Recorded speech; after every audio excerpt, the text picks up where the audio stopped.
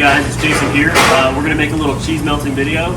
So we just want to make sure everyone's on the same page with procedures and how to properly melt it. So we don't want to over melt cheese. Over melted cheese is going to bubble and it's going to be too hot, and you're not going to have a good flavor profile. You're really not even going to taste the cheese when you bite that burger, right? So when we melt the cheese, we just want the corners to come down, and that carryover cooking will kind of take care of the rest. And that's the perfect flavor profile. So I'm going to show you how to melt the cheese properly with different types of cheese. So let's get started. I've got a third here, and we're going to start with cheddar. So I'm going to place my burger down, put my cheddar on the top. Now this is a clean grill surface. I'm going to just put a few drops of water, and I'm going to count to 5 seconds. All right, and I'm going to pull that up, and those corners are just starting to bend. So that's exactly how it should look when we pull it onto the munch. Right, this is our 3-cheese burger on a 1/3 pound patty. Please note that the Swiss is on top. It is the most aesthetically pleasing cheese. We want that to always be on top. This may take about 10 seconds.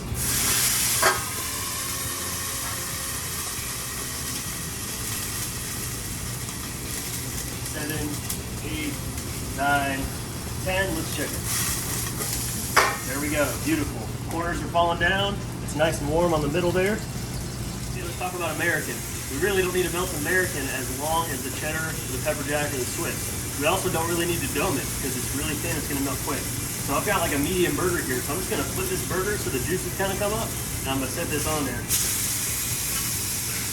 That's really going to take about 10 seconds like that. So if you turn around and look at your tickets and get yourself organized, by the time you turn back around to the grill, these corners will have already come down. How to cheese a double? There's a lot of questions on this.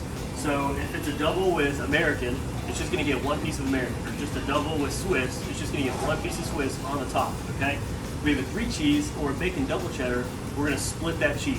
For the 3-cheese, you want to do American on the bottom and probably cheddar and Swiss on the top. For a double cheddar, which I'm going to show you now, we're going to put 1 on the bottom, 1 on the top. So here's our double. We flip these over, put the cheese on, stack, and 5 seconds with some water.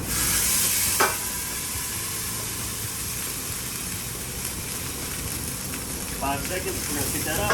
Our corners are just starting to come down. Here's what we're not going to do, is you don't want to spray water on a grill that's dirty and has carbon on it, because you're going to ruin the presentation of the burger. So this is what it's going to look like if we spray with carbon on the grill.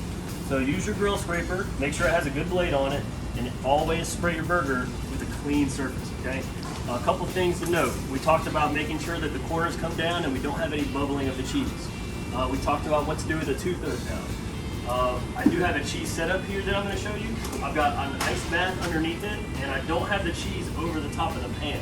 So the cheese will stay at the proper temperature so that the melting procedures come out right.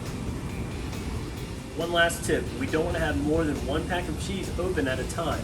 You can see that my cheese is below the level of the pan. We want to run the proper food cost, and we don't want the cheese to break up because of the weight, and we don't want it to melt over the top of the pan.